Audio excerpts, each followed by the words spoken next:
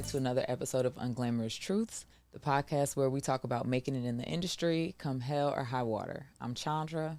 I'm Crystal. I'm Amevet. And today we have a very special guest. She's an actress who has been seen on Insecure and Bones. She is the co-host of the podcast Good Moms, Bad Choices. She is also the co-author of this beautiful book, A Good Mom's Guide to Making Bad Choices. It's the book you need. Get guided out here. She's also the co-owner of this beautiful space that we are in. Hello. Okay, so if you need to record your podcast, get your ass on down here and get to work at Good Studios, okay? Yeah.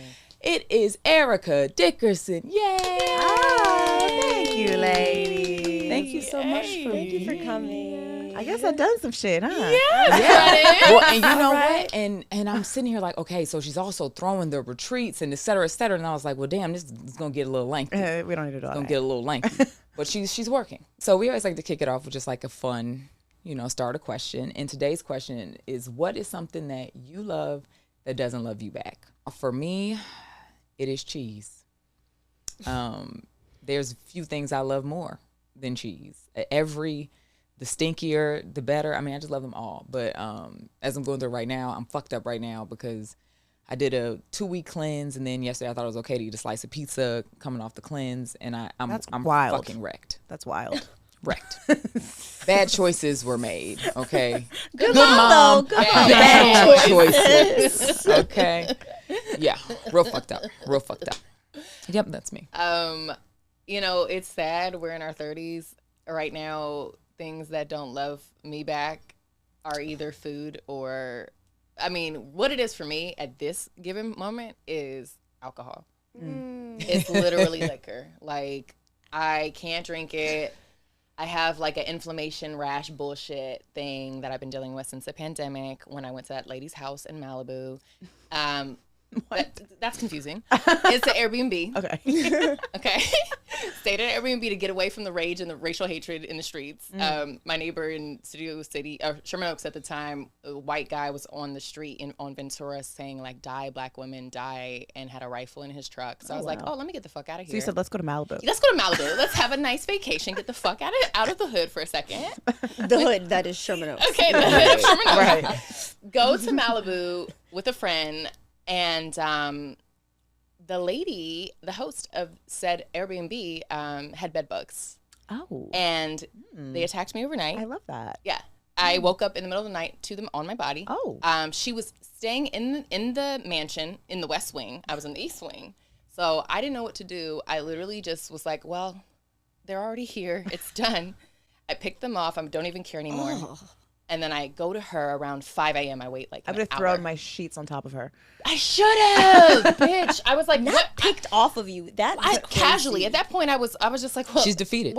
We're here. They Long story short, it was the beginning of a terrible relationship with my skin, rashes for days, created an inflammation I'm still working on to this day, even though it started because of them. I now have this weird dermatitis. Sorry, this is very graphic. This is way too much information. The pandemic and this bitch in Malibu. Literally, fuck this bitch in Malibu. But now I can't drink because the slightest things reset my skin off into essentially like hives and on fire. So it's the liquor. Well, I don't know how to follow up with that. Mine is big sunglasses. I love them. They don't love me. I look like a bug. Like, it's awful. Like, sometimes I do want to be that person that's just like hidden. Yeah. And no, I look crazy. Now I'm picturing you. It's giving fly. No, yes. I get it. That's because you have a little cute. Yeah, That's I'm little, petite so face. it's fine. Yeah. I think mine is technology, which is funny because I work in technology. It does love me sometimes, but it also hates me a lot of times. I got this reading like years ago, and he told me that I was born in retrograde, so that I'm always going to struggle with technology and communication. I'm like, the two things that I do, interesting. Yeah. But he said that I needed to write and talk a lot more in order to overcome it.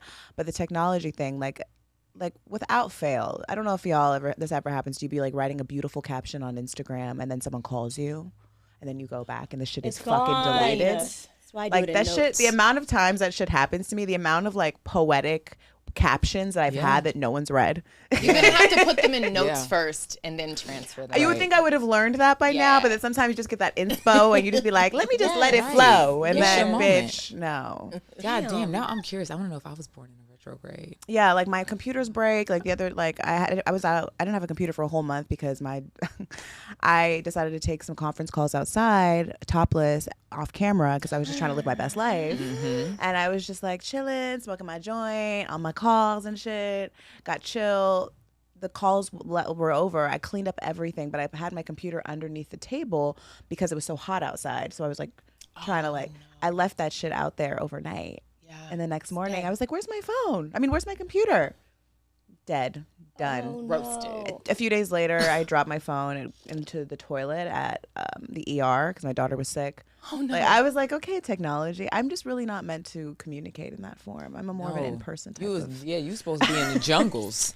Hence why you be in Costa Rica and Mexico. You supposed to be in the Absolutely. jungles talking through banana leaves. But I That is definitely for thought you. you were going to say that you were not camera off. Oh, yeah, no, that has and not your happened. titties was just in a box for free. No. That has not happened. Although there has been times where like I thought I'm off camera and I'm moving around the house, like living my life and shit. And then I'm like, oh shit. That's always me. That's always literally. Yeah. So just fuck it. Get used to it. Goddamn it. We're working from home. We have to do our best. So today we are, having a conversation about being a working mom, and I'm actually going to change that title because I think we're more than working moms. We're entrepreneurial moms, which is a different beast entirely, and how to balance that, being a mom and being an entrepreneur. And so, in May around Mother's Day, I had like a bit of a crisis moment happening because my son is 3. It's like his first year in school properly, and they did like a Mother's Day thing, and I was unable to make it because I was here recording, and so I did not make it to his Mother's Day thing. My sister-in-law, Raja and Angel, she stepped in, and because her daughter goes to school there too, so she was both parents for the day, and they wrote these like really cute little things where the teacher interviewed them about their mom, and then she like wrote it out what they said, and his was like, I like when my mom plays with me. My mom is good at working. My mom's favorite thing is work. And it was like one other thing that was about work. My mom's favorite place to go is work. And, and so when I get it, of course, I'm like, oh, this is so beautiful. Thank you so much. We get home. I'm like, I take him to the door. I'm like, okay, you go inside, go with daddy. I'm going to get something out of the car. And I just went and sat in that car and wept, wept, and just had a whole crisis of just like, am I imbalanced?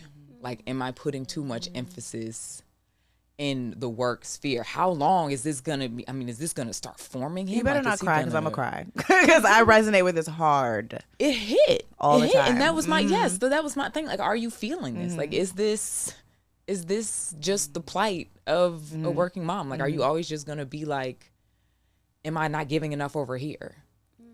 Yes. Yeah. Because your daughter's older, so I'm hoping there was okay. Yeah, I mean, No. no, I don't have a, I get asked this question a lot about like how to combat mom guilt. How do you find work-life balance? And the thing is that there's no perfect remedy. I mean, you can have the most like staunch schedule of all time and somehow you're still not going to be doing enough, And for me, my daughter is 8 now, and I started building Good Moms 5 years ago. And so at that point, I didn't have the support of my team that I have now. Like, it was me and Mila. That was it. We were recording every single week. Usually, like, we release our episodes on Wednesdays. We were recording like Tuesday night, because or like Monday, but like trying to get all of our footage off off our 3 iPhones and like make it a clip. And like my whole life has been my career and my business is run through my phone. And so my phone has been a real contentious thing in my relationship with my daughter.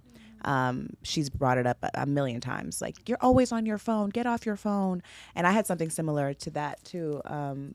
Happened to me where I don't remember what we were doing. Me and Jamila were like, act like your mom's. Like, what would your mom, like, how does Jamila act? And Jamila was like flowing around, free dancing, like doing cartwheels and shit. And then Erica on her phone. That's how they reenacted me. It was like, I'm on her phone. And I like wanted to cry. I felt like picked on. I felt like, well, what the fuck? Like, yeah. Yeah, I am, but I'm not just like chilling on my phone. So, I've had to really try and find real boundaries around work, although I'm not always good at it because some things have to be like they might need my attention immediately. I'm running like 3 different businesses at once. And I don't know, like I've cried about it as well. And I've had real conversations with her about it. I don't know if you've ever done that with your son yet. I know he's only 3, but it's not too early to talk to him about that. How do you communicate that? Like, what sort of conversations do you have? I was like, well, so how does it make you feel when I'm on my phone? How does it make you feel? Validating for Yeah, like I don't, and what do you want to, what is it that you would like me to do?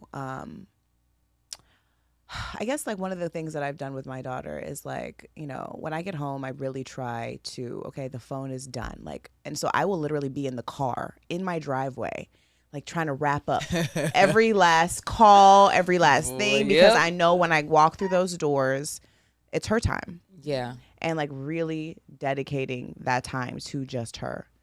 Do I do it all the time? Well, because it's hard. It's like damn near impossible, especially, when you are the CEO of all your businesses, right? Because when shit falls apart, everyone's going to be, looking for you. They're not going to be like, oh, well, let's just call Sammy. No, we need the head. Like, and also just the work-life balance, period, is not what it used to be. And I do think, some of that is a pandemic and just everybody got used to people working from home, whatever. But like, everyone thinks it's okay to like send emails at ungodly hours or on weekends and have an expectation that you will be responsive. Well, the thing is though, is like, I don't even know if they have the expectation that you're going to be responsive. It's you thinking that you need to be available. I know that's me, that I'm really talking to myself. Yeah. Like someone might send me an email on a Sunday and they're not looking for my response, but they're also not being cognizant that like sending an email to me on a Sunday is alerting something that in me that feels like I need to respond. Yeah. Like they're like, oh, I'll hear from them Monday. And I'm like, oh my God, I have to answer this right now. Like they need my answer, and it's like setting these boundaries and saying, okay, I got it. I'm not going to respond until Monday, like in yourself. Yeah. And also even expressing those things. Like I've had to tell people like, the other day, like one of our teammates was like, hey, we're going to do an event on Sunday. I was like, I don't work on Sundays. No, absolutely not. That's the Lord's day. No, and I didn't have any boundaries around when I work. Saturday, we need to do a community call. Fuck it, let's do it. Like we got to do it. Yeah. And it's like a lot of times the community and the people, they don't even know. Like I'd be like, oh my God, we have to post this. And I'm like, they don't even know what the post is coming. So why the fuck does it matter? That part, girl. They don't even know it's coming. I feel like I've had so many moments where I have set such rigid standards for myself with my own deadlines as my own CEO in so many ways where I'm like, but Crystal, ain't nobody else knows. Nobody knows what these deadlines are. They don't know that you said you had a rigorous social content post due tomorrow at 10 a.m. Bitch, you can move it. Yes. You can move it. We get so stuck to the deadline. It's you. You the boss. And that can be the good thing about being the boss is like, okay, let me not be so hard on myself. Like, it's like, yes, I want to do all these things and all of them should happen, but also let me just like, I am working so hard this year on like the lesson of this year is just accepting things falling apart and just being okay with them falling apart and then like rebuilding from there, from like a real place. And like, and I don't think I've ever really let myself truly let things just get, I don't know, I'm such a perfectionist. So for things to be like, this is bad, like, oof. There's certain things that are bad right now that is so hard for me, but I'm learning to just be like, okay, I'm in the lowest I might have ever been in terms of building a business or figuring out this or shuffling this here or moving money here or whatever. But it's like, but the reward is I'm growing. We're growing, things are growing, like, and not staying in the low part of it and just being like, I'm just investing. And sometimes that shit can feel like it's going down. It's getting worse before it's getting better. Right. So yeah. Like, and I feel like we're in a time like where mothers are getting, I think, more support. I don't want to say the best support, but getting more support where like I'll be on Zooms and like a kid will run in the background and like, of course the mother is going to have like a, because that is like, kind of in my opinion like your own embarrassment around this happening, but like I make sure to be the person that's like, oh my God, so cute. What's her name? What's his name? Like, I'm not going to sit here and shame you for doing the most important job in the world. And it's not the job that we on the Zoom doing, because this job means nothing in comparison. Even though that I hold so much space for mothers, I don't see how the industry that I'm in kind of will support me as a mother. And maybe because I don't know how I can support myself as a mother. Like, this is not an industry where you get like maternity leave, where it's built in support. Yeah. You have to figure it out on your own. And so that is just so scary. It's like, I am every day waking up and thugging it for myself. Like, every day it's like me. And that shit is hard by itself. So it's like adding another human being. Well, I mean, I remember when I found out I was pregnant, I was shooting a pilot in New York, and I was obviously hiding it from everybody. I wasn't showing it, but I was like not telling anyone because I felt like it was for sure going to be the end of my role in this pilot. Like, I was, after this, they were going to have to recast me if it got picked up. And that is what kind of happened. Exactly. Like, my fear was that. And I remember even feeling like I'm going to have to take at least 3 years off. Like, there's no way I can act after, like, I'm going to have to lose the weight. I'm going to have to like figure out how to be a mom because I don't know what the fuck I'm doing.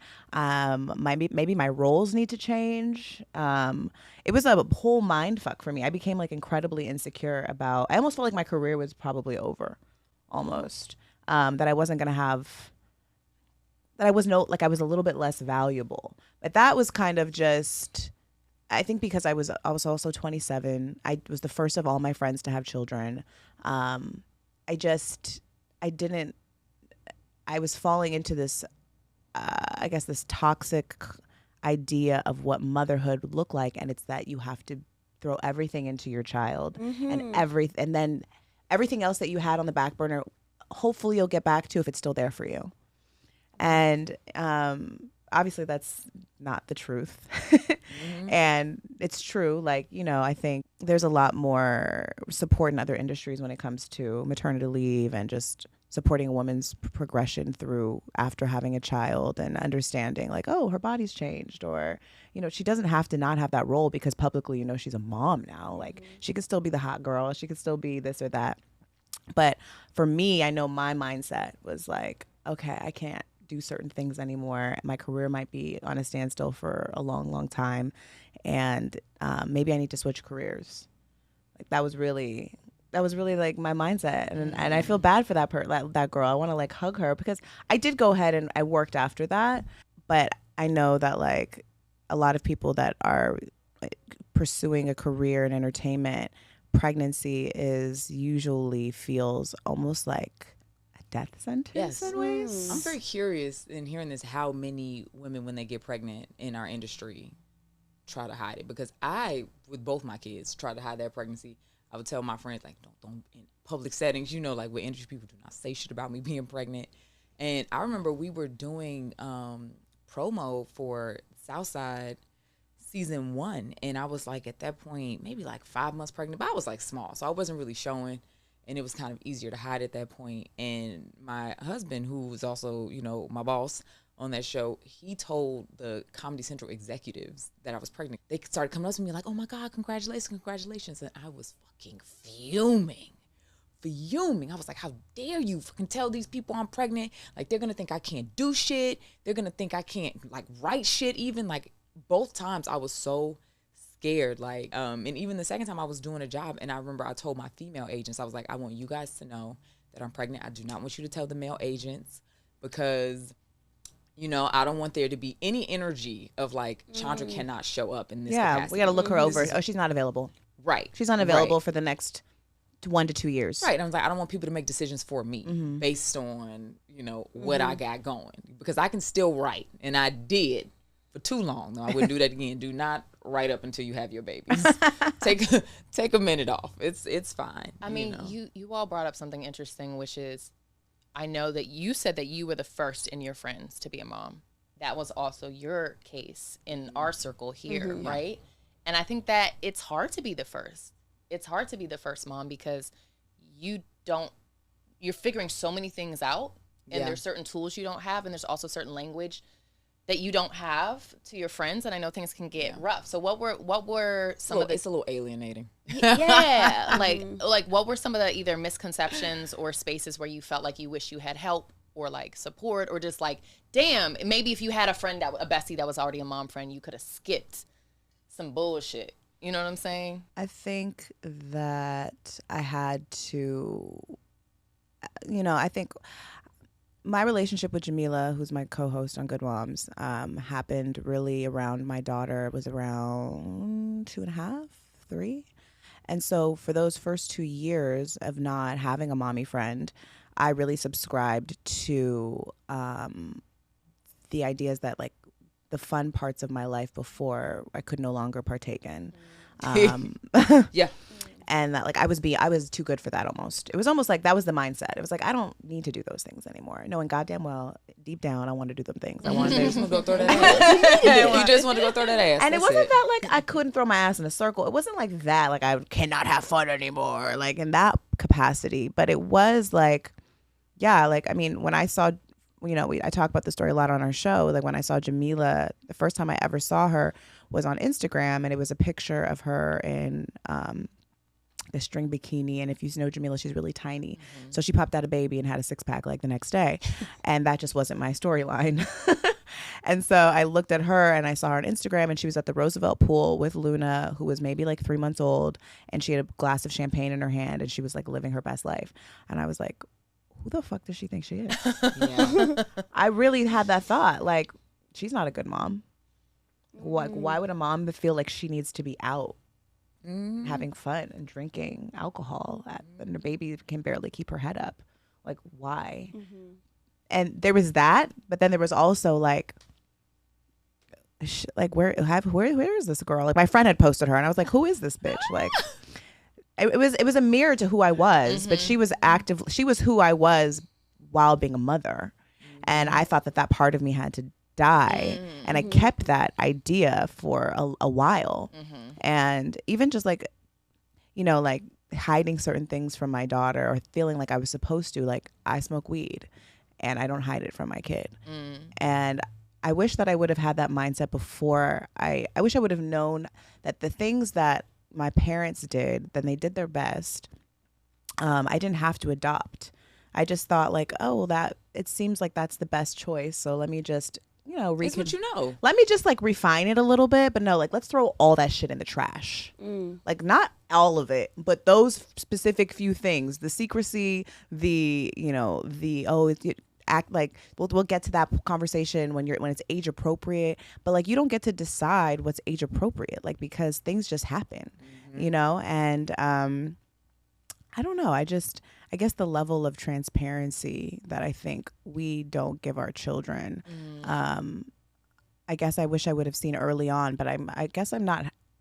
I've seen it, and now it's really my lifestyle with my kid, and what we advocate for on our show. But yeah, I guess it was just more so just remembering that you can still be you after having your child. Do dads have dad guilt? Yeah, that's always a thing that we talk about, and dads always say they do, and I'm sure Orlando, they do. Orlando over there, strongly. In this. And what does that look like? How does that show up? Like, if Bashir would have gotten the same thing, like my daddy loves work, my daddy loves this, like would he have internalized it the same way? I don't think so, because Ali knows that his father works a lot, and this could very much be the way I'm just receiving it for sure. But it feels to me like he's mirroring it differently, because Ali always says that he wants to work. He wants to work just like his daddy. But when it's on that side, it seems like a little more aspirational.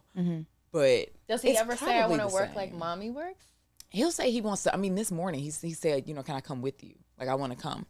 And, I told him, I was like, well, you're not really going to have fun. It's not going to be fun for you yet, at some point. But I'm like, you're going to have to sit and watch. You like require too much interaction. Like, this is not it for you yet. But you can come to other works you know. I think that men experience dad guilt. I'm not going to say that they don't, but I think that there's a way thicker added layer for women because men are expected to, they're programmed to be providers and to take time away from their family, and that's what they're supposed to do. Whereas for women, that has not been the programming. But now we're in an era where women are entrepreneurs and we want to do those things, and those require us to step away. And that feels foreign to us, and that feels shameful for us. And also society hasn't created, a space for us to feel supported in those choices as well. So there's a lot of different negatives being thrown at us. So it's really hard for us to feel like there's ever a time in which we will be absolved from mom guilt. Right. Because I mean, I don't know. Like, I don't have the perfect remedy. And I listen to other podcasts and they tell me like, this is how you stop mom guilt. And I'm like, no, it's not how it ends. I think to be a mom is to feel a little bit guilty. And that's not necessarily a bad thing in ways. And if anything, it's really allowed me to check myself and really made me have to face myself and have to have real conversations. Like, bitch, you're doing too much. Sit the fuck down. Yeah. Because there was a time too when I was, dating and trying to figure out what I wanted in my love space that required me to be gone, that required me to go on dates, that required me to spend time with other people without her. And I felt a lot of guilt for that. And then there was a time too when I was maybe doing too much. Like, I was really like, I'm about to, and I had to be, Erica, like, sit the fuck down, calm down. Like, you go a little too far left, you go a little too far right. And I think that's the thing, is like being able to recalibrate. So I'm actually grateful for mom guilt in a way, because it really makes me have to, like I said, check myself. It's like a compass. It's like information. That's interesting. I'm gonna try to receive that right now. Yeah, because if I didn't, beating the brakes off me. If I didn't have any guilt, I would just be out here. I would be on every flight. I'm out. I'm out. But I've seen you incorporate your daughter in really beautiful ways. I've noticed with didn't she come to the retreat that you guys just did? And I know you took her to Paris, and it I seems imagine as she gets older, it becomes easier. See, but yes, I did, and I do. Some of those things are rooted in guilt. Like, how do I incorporate her? Yeah. And then that was actually the lesson with this last retreat. So we do women's retreats, and we went to Mexico a few weeks ago, and we had 2 retreats back to back. The second retreat, we brought our kids out because we were going to be gone for 3 weeks, and I felt guilty. Like, I can't be gone on my summer retreat, because from an outsider looking in, you see, and it looks like I'm on vacation. I'm not on vacation. I'm working, but I'm working in a beautiful location. And my daughter too, like, you're going to Mexico for 3 weeks. So then I bring her, and then I'm still working, and then she's like, why did you bring me here? Oh, I could have just stayed home to do this. And I'm like, but you're oceanside at a beautiful villa, and it's gorgeous. And you're with the nanny, and you can go swim, and in between. But it was actually more exhausting for me too. Like, after I'm holding space for all these women, I got to come back and make 22 TikToks. And so oh my God. Yeah. And it's a lot. Like, I've had women emotionally, I don't want to say dump on me, but there's been a lot of emotional interaction, and then I have to come back and be really present and give my all to that. I was like, I don't know if this is the healthiest thing for me, but I did this because of mom guilt. And I did it because I also wanted her to have this experience. And it's so funny, because then we left that location, and the rest of our trip, when the retreat was over, let's go to another part of Mexico. So we went to this other part. It was not great. And we ended up getting an Airbnb that on the pictures it looked beautiful, but we were in the hood. Okay. We pulled up, and Jamila was like, what the fuck? How do we go oceanside to this shit? And I was like, I don't know. Booking.com said 5 stars. And so we get in, and it is nice inside. And our kids are like, it's amazing. It's so beautiful. There's so many hiding spots. I open the window, and it's literally the backyard of I don't know, it looked like people were storing trash back there. And they were like, the view's amazing. And I was like, what the fuck? And me and Jamila were like, right, how I'm raising these kids. I don't know. It was the realization of they don't really care where the fuck I take her. She just wants me to be present with her. Yeah, she just wants She time thought, with you. okay, we're leaving that location where mommy was really busy, and now I get to go to this location where she's not working, and now she's going to be present with me. Yep. Yeah. So she didn't really give a fuck where it was. Oof. That was the beauty. Yeah. And so I was like, damn. That is so touching and wow. It makes me think about Beyonce and Blue. I like feel like Beyonce be having mom guilt too. I know she be making it look like she got her shit together, but especially with Blue coming out now and performing, like the incredible earth signs they are, killing it on stage. But yeah, like I think it's interesting how you can incorporate your children or not into your industry if they want to do it, right? Obviously, and I think that's important. I really do feel like Blue was probably 3 being like, I'm gonna fuck the game up in 10 years. Just watch. Like, I truly do feel like if she didn't want to do it, I don't think they would pressure her. Yeah. You know? But I do think that probably has been a very interesting journey of like, okay, what are the boundaries around like putting her in the mix? Because it depends on the kid. It depends on so many other things, right? Because, I mean, my son has come to set and he's fucking miserable. Interesting. Girl, set is so boring. Yeah. My mom's come Hurry to up set and and she was wait. like, this is what y'all do? Yeah. Yeah. And she sit there, she's like, why y'all doing this over? It looks the same. And I'm like, well, there was an issue with the camera the first time. She's like, well, this is fucking ridiculous. Everybody needs to be on cue. When it's time, they need to be ready. Thank you, Deborah. She can come in and she can change up Hollywood. Yeah, she's like, this is a mess. You know what I'm saying? But and I've brought him, and then it does become harder for us because then he's spending the whole time, you know, being like, mommy, daddy. And it does look like we're not doing anything because we're literally we're sitting in chairs. Yeah. But, you know, Bashir's obviously, he's an executive producer. He's doing a lot. So he's sitting in a chair, but he's looking at 32 million different things. Yeah. Like, I'm preparing to go up. So it's like, You I'm gotta be in a trying mindset. Yeah. you know what I'm saying? I'm trying to get myself together, and my character don't have kids. She don't even fuck with kids like that. So it's a whole different energy. You know, it's a whole different energy for that woman. Okay, she was my escape, and so you know. But then it's like, you're here, and I want you to be enjoying yourself. And then now I'm just also letting you do wild stuff because I'm just letting you eat candy. I'm just letting you do whatever you want to do because I'm just trying to make this a good time for you. When this is, you know, it's a horrible time. You'd rather be rolling in dirt than sitting here, you know. So it's, I don't know. It's tricky. I'm hopeful that, like, when they're both older, like, we'll be able to incorporate more. And, like, and with Betty, it's easier. Betty is 8 months. Betty, she's so cute. I'm sorry. She's 8 months. And so she's teeny. She's, like, a lot easier to throw on and bring. And, like, and, you know, perhaps you guys have noticed, even in socially, you know, I've been, like, trying to incorporate, you know, her more. I love that you do that. You know? I love that because I know with Ali it was hard with the Demi and like all these factors, right? But it's like, no, Betty be chilling at the wine bar. I think it's really important to do do that early on because like you shouldn't adjust to her life. She needs to adjust to your life.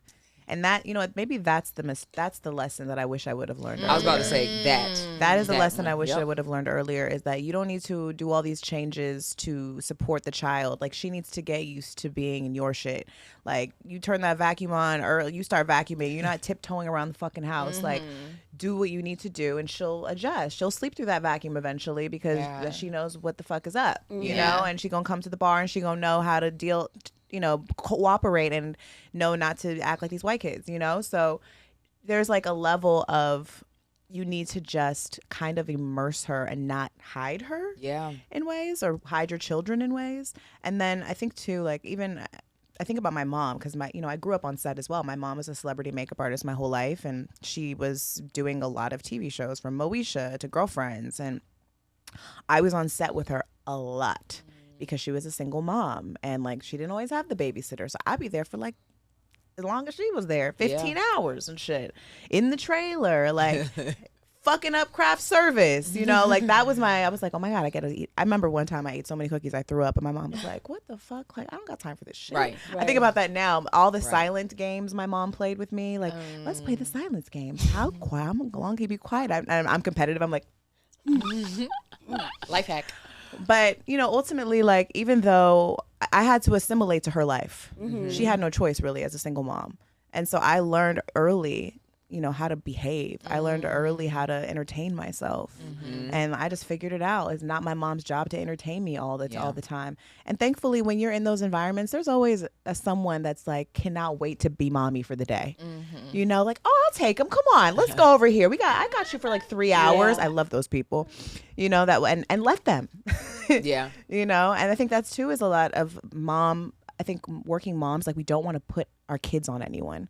We're always overthinking, like, are you okay? Are you sure? Let them take that kid. Go.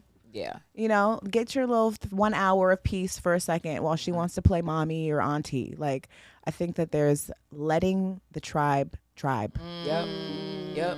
And I've read like all these articles about like the way millennials, the way we are parenting, that is so excessive, and that we're killing ourselves essentially to parent, you know, correctly, right? Because you know, because our whole thing is about, you know, wellness and creating space, and so with your kids, breaking generational curses. right? And so with your kids, you're like creating, you're creating all the space, and you're not gonna do, you know, anything that your parents did. And like, I remember growing up, like, yeah, my parents did play with me, but also like they were adults and doing things, and so it was like, you have a sibling, go be with your sibling, or he don't want to play with you, play with yourself. You know what I'm saying? Like, work it the fuck out. What do you think what do you think this Polly Pocket is for? Okay, that cost me an arm and a leg. Find Polly and walk around with that little baby bitch. You know, it was that energy where it's like, I feel like, you know, the way I talk to my friends, it's like such a thing to be like, to stop whatever you're doing and be like, okay, so you want to play? Let's play. Okay, because I don't want you to have a narrative that you weren't important. I don't want you to be in weren't therapy seen. because of me. Like, Right. Well, I think about too my mom working for at the level in which she did, which she was a highly sought after makeup artist, so she was working like 6-7 days a week for years. Yeah. And I'm sure she carried, and she's told me this, the mom guilt of her work. Like I've always felt so guilty. I was working so much to make ends meet and to, you know, follow my passion and my career. And, you know, I think about that time, and the things that I blame her for, and I put air quotes, are not her being at work. Those were not the things. Like, she was so worried about that being the thing. And I think even us, you know, your son saying like, mommy's working, and like you wondering like, oh my God, is this gonna be like, is how he defines me? Maybe, but like, that's not necessarily a bad thing. He's seeing his mom be a boss and following her dreams, and knowing that it doesn't come easy. There's a process to success, but also that it's never typically what we think. Right. It's never typically what we think. And I think about that often too. And I talk about that in my book. Like, what is my kid going to blame me for? Because it's not what I think it's going to be. It's going to be something. It's going to It's going to be something. But it may not be that mommy was on her phone, you know, maybe it is, who knows? But it's usually not what we think it is. Yeah, and I've gotten to a point where I really just say to myself, like, girl, you are genuinely doing your best. Like, and some days that one's not going to be enough. It's not, you know, but I'm genuine. I be trying. You just got to check in and talk to your kid and have real conversations. Don't insult your child's intelligence. Yeah. Wow, that would be so. I'm gonna report back. I'm gonna sit down. I'm gonna have a chat with Papa. You might be surprised what your 3-year-old will tell you. Every day I am. Every day he says some shit that I'm like, oh, you're getting it. You're getting things. Yeah, like, how does it feel when mommy goes? How do you feel when mommy works? What do you think mommy does for a living? Like, you know, like, just asking him just basic questions, letting him tell you what you need to do or what the changes that you need to make. Because, I mean, I know for my daughter, like, it's the phone thing.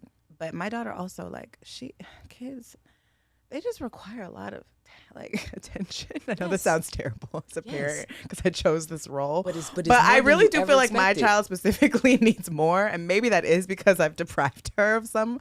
But I also don't think, and, you know, this, you know, because I have a podcast about single motherhood, I guess in some ways it's about single motherhood and just motherhood in general. Like, yes, I want to ignite women who are single moms to understand that there's so much power in it. But I also know that this is not a job that's meant to be done alone. It's not a job that's meant to be done I singularly. want to arrest niggas who don't. Singularly. I have a whole campaign. You know? You getting sterilized and arrested. So if you feel like you're not doing enough and you feel exhausted and you feel, it's because it's really not meant it's to not happen. meant to happen this way. It's village work. Yes. It really is. It's village work. And that's actually, like, it's funny because that's my main concern or fear about becoming a mother, is just like doing the village work and arrangement of creating that support system. Because there's also a cost to being in LA when you're not from LA. Like, the cost of this business of being here, because it's like, my family's all in DC. Like, and I don't know if my mom is going to come out here. And I also just, it's a different beast. It's a different beast to be like, okay, how is this going to work?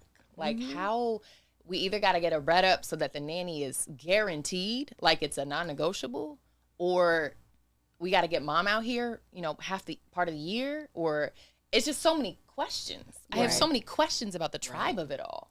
Yeah, and girl, You know? even with your whole team, it's still gonna be hard. It's still Right, hard. even with all of it. With everybody and Like, their mama, you know what I'm saying? Yeah. With the nanny, okay? Because she be there, Right. okay? And she's great. But still, you know, because sometimes kids don't want to be sitting with nanny. They be like, I want you. Where's my mother? Okay, daddy's great.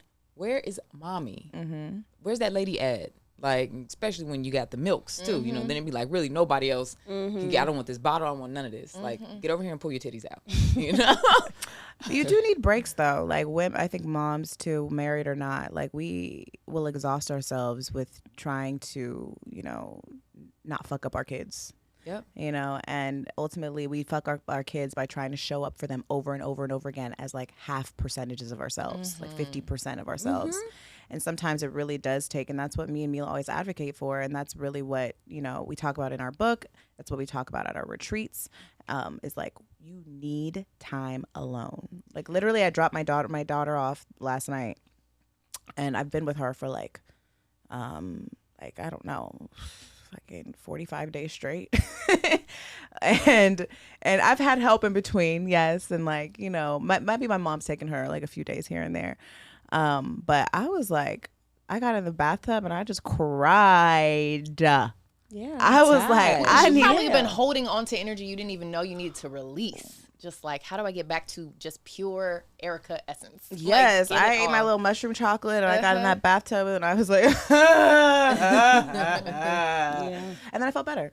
Yeah. And it's like, I know I'm not going to have her all week. And I'm like, okay, so what am I going to do this week with myself? Like, you know, and I think that we have to also normalize stepping away from our kids, and that you cannot be 100% for your kid if you're not 100%. You have to pour into your cup. And I realize not everybody has that luxury, because women get really triggered when I say this, because they be like, well, I don't have a nanny and I don't have, figure it out. So Figure it that's out. why I love, you know, the stuff that you guys talk about, because I feel like it's mom first in a way that is so sensible. Like the messaging is always, because it's like, if you can't take care of yourself, how are you going to take care of somebody else? And I feel like you guys do a good job of being like, you have to put yourself, your health, your wellness first, and you need to not feel bad about it. You know, so I always love when you guys be like, yes, You need to not feel bad about it. You got to figure it out. Your day break may not look like mine. You know, like my breaks. I mean, her dad is he does the best he can, but he's gone a lot. You know, and my mom is a fucking CEO, so she's not the typical grandmother. She's not my grandmother. You know, the one that I grew up with that was like live and die by her grandkids, was here every weekend, no matter what. Leave her as long as you want. Go. You know, I don't have that. I was talking to my friend the other day. She's like, oh yeah, my son, he's been in North Carolina for the whole summer with the grandparents. I said, what the fuck? Right. What is this life? It's kind of these like shadows of comparison, because I know for myself, like my mom is a Cancer.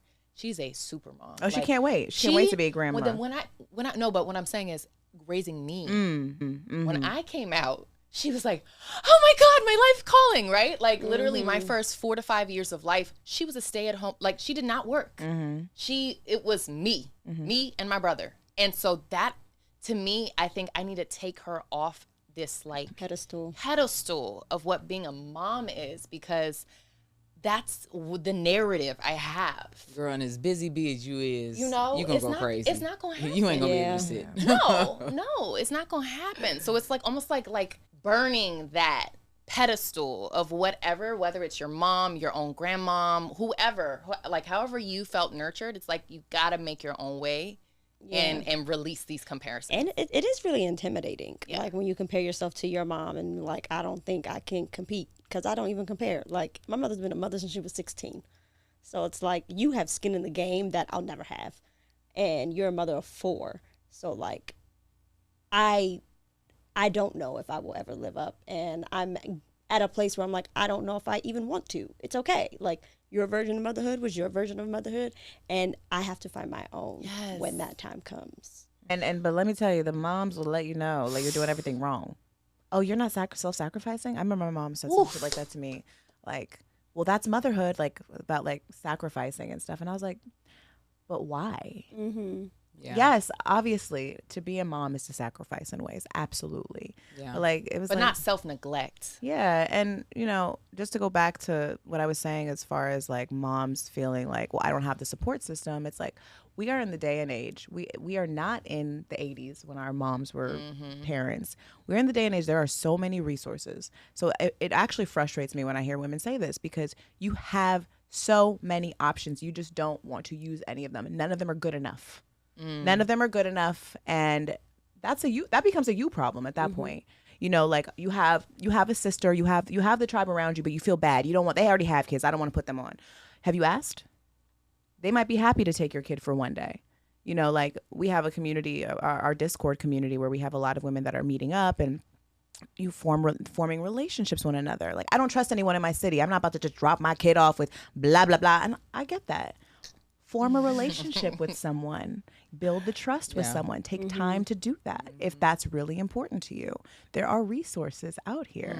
You don't have to suffer alone anymore, you know? And I think it's a mindset shift that has to happen. And as mama bears, we get really protective, and I 100% understand that. We also have traumas because of past abuse that maybe we've experienced, and we think that like everyone's a predator, like something could. I don't ever want anyone to this to happen to my child. She's reading me for filth. And we have to understand. We have to Right. understand that our traumas are not our kids' traumas, and even the expectations we have of other people are not our kids' expectations of them. And that's been a hard lesson for me, even because my dad wasn't around, and when I had my daughter with her dad, like he was showing me similar signs of my father. And I was like, oh, hell no, you're not about to do that to my daughter. Like, you're not about to do that to her. And then my daughter isn't even having the same lens as me. She's not even like looking at it how I look at it. And I had to really realize, like, okay, yeah, there might be similarities here, but she's not really digesting these things how I did. Right. They're not hitting like how they hit me. Yeah. So let me just relinquish some control. Yeah. So on the topic of relinquishing control, getting your community active, I want to transition to a segment that we do called Bootleg Fabulous, where we give tips and tricks for the low or for free. And so my question today is, so when you don't have the full time to, fully drop your child off, whatever, or if you just have a short period of time, right? You have, an hour to pour back into yourself. What is something that you do that really quickly can just like rejuvenate you or bring you back to you? And so for me, like the shower has become, that is my area of my time. You can come in when I'm on the toilet, you can come in, you can talk to me, whatever. But my son, no, when I'm in that shower, sir, I do not want to talk to you. Okay. This is not the time. And so I just get those little, what are those darn things called that you put in the shower? The bath balls. Yeah, the shower balls. Thank you. The shower bombs. Yep. And I just do that. And for my little 20 minutes, I just feel like I'm at a full spa. I'll have my little birds chirping from my phone. And I'm just like, oh my God. Costa Rica. I'm in paradise. And then I'll get out and do whatever. Masturbation. Come on. I was like, oh yes, masturbation. That's my edge. That releases the edge for me. And yes, I do masturbate with my daughter at home. People are like, you do that? You have sex with your? Yeah. When the fuck else am I gonna do it? I'll say, I'm gonna wait to people don't masturbate.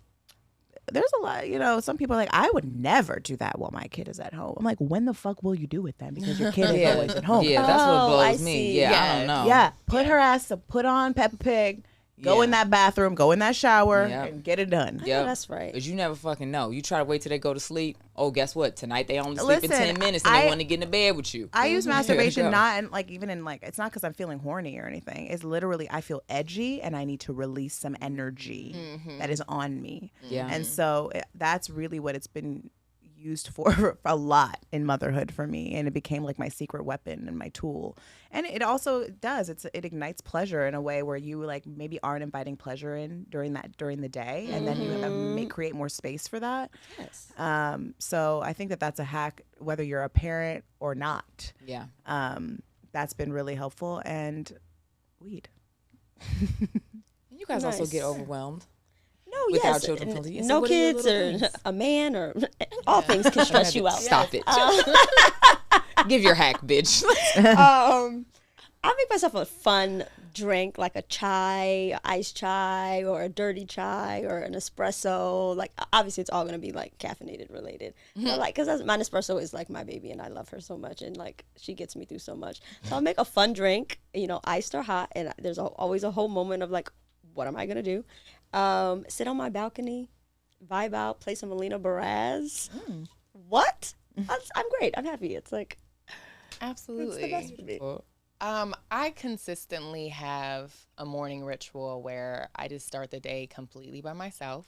Luckily, that's pretty feasible because my partner does trading in the morning. He's deeply in his stocks in the office every morning from 6 a.m. to 8 a.m. So that's my time. So when I get up at 7, I have from 7 to 8 to do whatever I want to do just for me.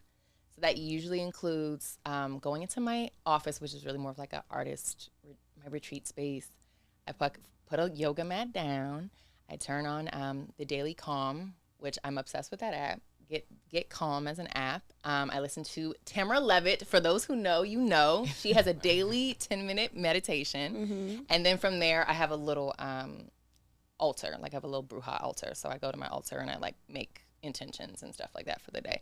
And some days that works, and some days I just take a nap on that yoga mat. I was about to wait. Yeah. I was waiting for that. Yeah, I was like, some days- when is This she going to bitch say love a nap. a nap? Sometimes because I just fall asleep on the yoga mat to the meditation and I wake up an hour later. But either way, just starting pure to yourself. Yeah.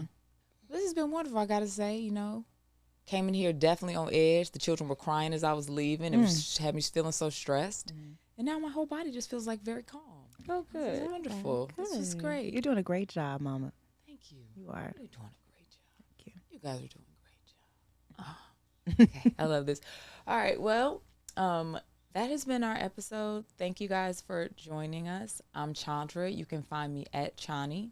I'm Crystal. You can find me at _Chris. I'm Amebit. You can find me at Amebit Bayene. I'm Erica. You can find me at Watch Erica or at goodmoms_bad choices. We are Unglamorous Truths, and you can find us at Unglamorous Truths, and you can listen to our podcast wherever you find yours.